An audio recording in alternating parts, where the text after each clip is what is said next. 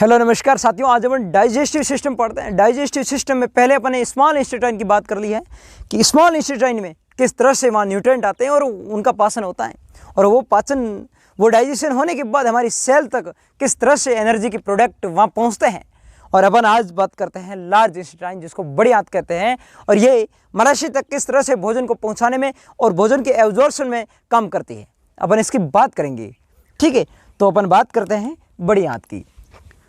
तो digestion system में अपन बात करते हैं किसकी, तो बड़ी आंत की। और इस बड़ी आंत की बात करने से पहले बड़ी आंत की जो सबसे लंबाई होती है वो होती है 2 से 2.5 मीटर की होती है। और जो ये बड़ी आंत क्यों कहा जाता है, क्योंकि इसका छोटी आंत से ल्यूमेन है वो बड़ा होता है, इसलिए तो कहा जाता है ना बड़ी आंत क्यों कहा जाता है, क्योंकि ल्यूमेन बड़ा है, ठीक है। और जो बड़ी आंत के जो भाग है वो 3 भाग होते हैं। पहला भाग जिसको शिकम कहा जाता है, और या इसको चिकम या इसको हिंदी में अधनाल या अधांत्र कहते हैं।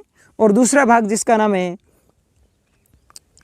है कॉलोन या इसको वर्धांत्र कहते हैं, कॉलोन या इसको हिंदी में वर्धांत्र कहा जाता है। और तीसरा जिसका नाम है रेक्टम।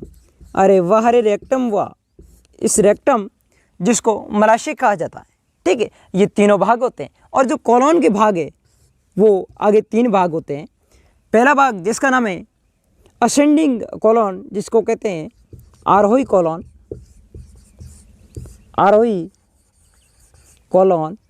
और दूसरा है जिसका नाम है अनुप्रस्थ कॉलोन।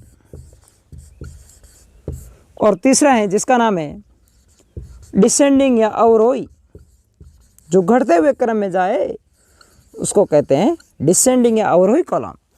ये प्रमुख रूप से भाग होते हैं। और बड़ी आंत ये जो होती है ये भोजन को पचाने की कार्य कोई नहीं करती, ये तो सिर्फ भोजन को मलाशय तक पहुंचाने का कार्य करती है। इसीलिए अपन इसकी बात करते हैं स्ट्रक्चर के माध्यम से।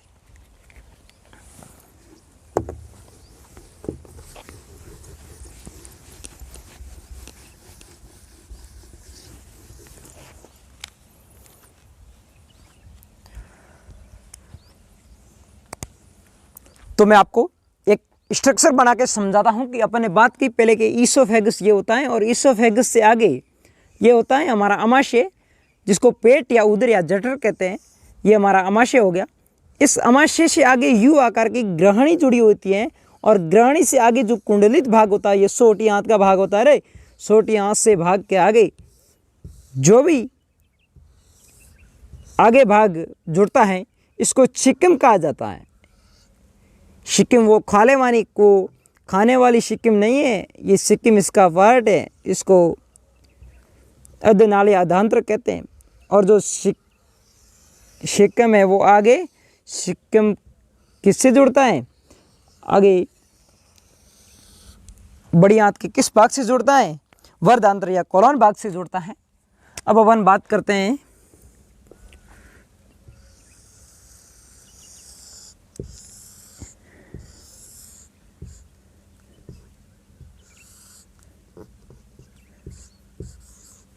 ये इसकी स्ट्रक्चर है, ठीक है। यहाँ होता क्या है, यहाँ बड़ी आंत यहाँ से स्टार्टिंग होती है, यहाँ से बड़ी आंत स्टार्ट हो जाती है। और इस स्टार्टिंग पॉइंट यहाँ पर एक वॉल्व होता है, यहाँ पर एक वॉल्व होता है, अवरोधनी पाई जाती है, जिस अवरोधन का नाम है इलियो कॉलोनी अवरोधनी। मतलब इलियम का पार्ट, और जो क्या होता है यहाँ पर एक अवरोधनी पाई जाती है, और इस अवरोधनी का नाम है इलियोशिकम अवरोधनी। इलियोशिकल अवरोधनी यहाँ पाई जाती है। इलियोशिकल अवरोधनी के द्वारा क्या होता है, यहाँ पर जो भी भोजन छोटी आंत में उसको आगे बड़ी आंत में पहुँचाने में जो इसका अवरोधक का कार्य करती है, ये इलियोशिकल अवरोधनी कार्य करती है। और आगे जब भी इसमें भोजन जाता है तो भोजन जाने पर कभी कभी क्या होता है, ये अपेंडिक्स में चला जाता है, तो अपेंडिक्स दर्द करने लग जाता है। अब क्या होता है, भोजन आगे जाता है तो सारा का सारा पाचन तो वहीं छोटी आंत में हो जाता है। अब जब भोजन यहाँ जाता है तो भोजन यहाँ जाने के टाइम भोजन यहाँ चला जाता है, फिर भोजन यहाँ पचा हुआ होता ही है, लेकिन इसमें होता क्या है, थोड़ा मात्रा में जल और कुछ खनिज लवणों का अवशोषण यहाँ होता है, यहाँ पाचन की प्रक्रियाएं कोई नहीं होती, यहाँ सिर्फ अवशोषण होता है। जल और खनिज लवणों का अवशोषण यहाँ थोड़ी मात्रा में हो जाता है, ठीक है। यहाँ होने के बाद होता क्या है, जब भोजन यहाँ आता है तो आने के टाइम ये होता है शिकम, ये इस पार्ट का नाम है शिकम, इस पार्ट का नाम है शिकम, या इसको अधनाली आधांत्र कहते हैं। इस अधनाली आधांत्र की लंबाई 20 सेंटीमीटर होती है और ये 20 सेंटीमीटर लंबाई के नीचे एक अंगुलीनुमा आभार पाया जाता है, जिसको कर्मी रूपी परिशिशिका या अपेंडिक्स कहते हैं। इसको अपेंडिक्स कहते हैं। इस अपेंडिक्स की लंबाई है वो 3 सेंटीमीटर होती है। Very very important. ये क्या करता था, हमारे पूर्वज वन मानुष थे, और जब वन मानुष सेलुलोज खाते थे, अब जब घास फूस खाते थे, उनको पचाने के लिए आंत में कोई कार्यरत अंग नहीं था, तो उसको पचाने के लिए अपेंडिक्स कार्यरत था। लेकिन आजकल ये अपेंडिक्स एक अवशेषी के रूप में पड़ा है, क्योंकि अपनी पीढ़ी है वो अग्रसर श्रेणी में पहुंच चुकी है, अपन एक अच्छे इंसान बन चुके हैं, है कि नहीं। तो अब इसका कोई ज़रूरत नहीं है, तो इसको अवशेषी अंग कहा जाता है, ठीक है। तो ये खरगोश में ज़्यादा विकसित होती है, क्योंकि खरगोश सेलुलोज को ज़्यादा खाता है, उनको पाचन के लिए ये ज़रूरी है। ये बच्चों में क्या होता है, ज़्यादा बड़ी होती है, बच्चों में बड़ी होती है, और वैक्स अवस्था में आते आते इसकी संख्या, इसकी जो लंबाई है वो घट जाती है। कारण क्योंकि बच्चे में ज़्यादा विकसित इसलिए होती है क्योंकि बच्चा जब जन्म लेता है तो अंग तो जो भी जिनके हिसाब से होते हैं वो बड़े होते हैं, और जो बिना यूज़ जो वेस्टेज पड़े उनके आकार घट जाता है। साइंस ही मानती है कि जो भी अपन यूज़ अंग नहीं लेते हैं उनका आकार घट जाता है टाइम के साथ, तो इसलिए इसका घटता है वैक्स अवस्था में। और इसका नाम है, इसको कहते हैं आरोही कॉलॉन, आरोही कॉलॉन, आरोही कॉलॉन, क्योंकि बढ़ते हुए क्रम में जाता है कॉलॉन, तो इसको आरोही कॉलॉन कहा जाता है।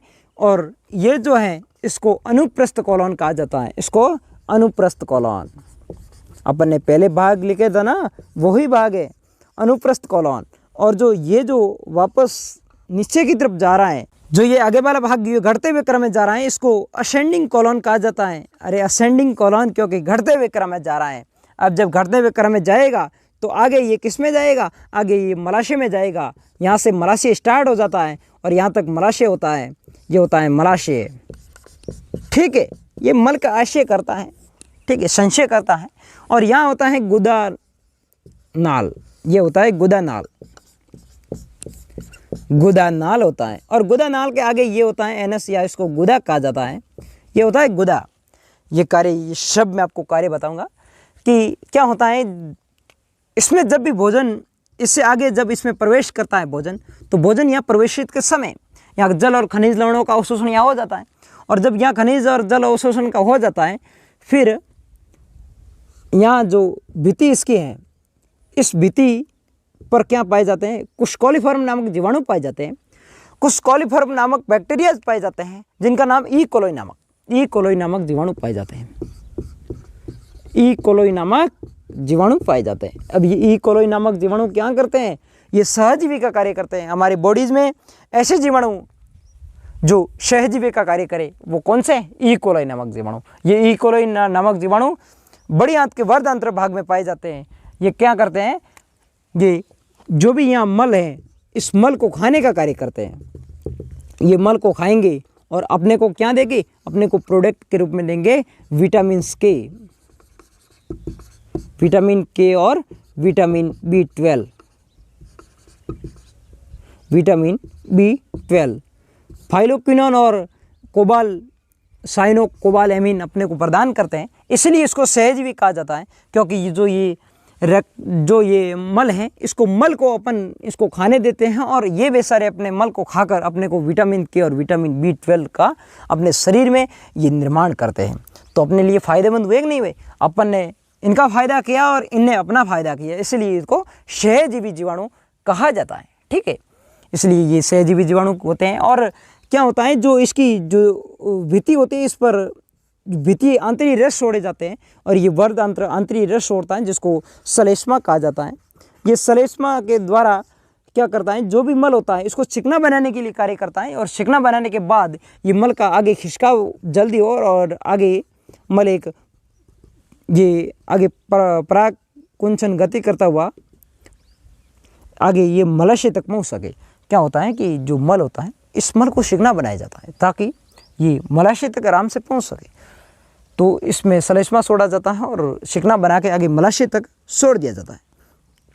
अब मलाशय में जब जाता है तो थोड़ी देर के बाद यहाँ रहता है, और जब ये आंतरिक जब इसमें आंतों जब इसकी भित्ति पर ये दबाव पड़ता है तो हमारा मस्तिष्क के अनुसार इसको कार्य करने के अनुसार आगे इसको गुदा नाल में भेज दिया जाता है, और गुदा नाल में भेजने के बाद इसको गुदा के द्वारा एनस के द्वारा बाहर त्यागा जाता है।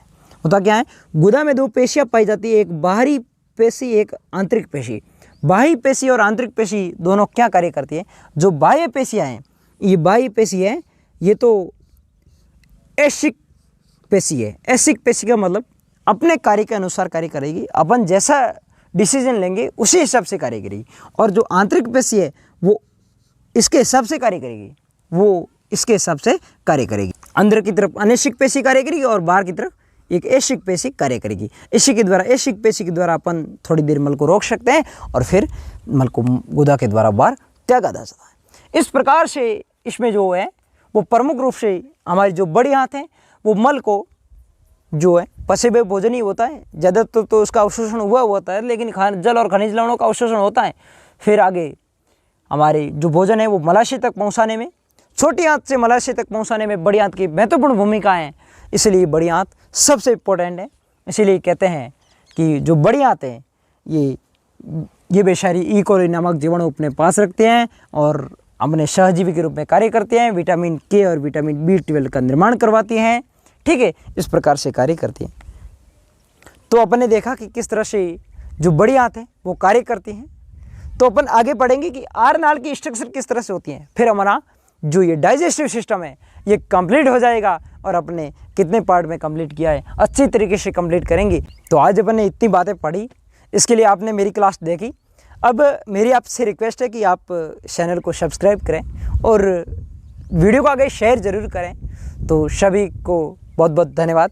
Have a nice day.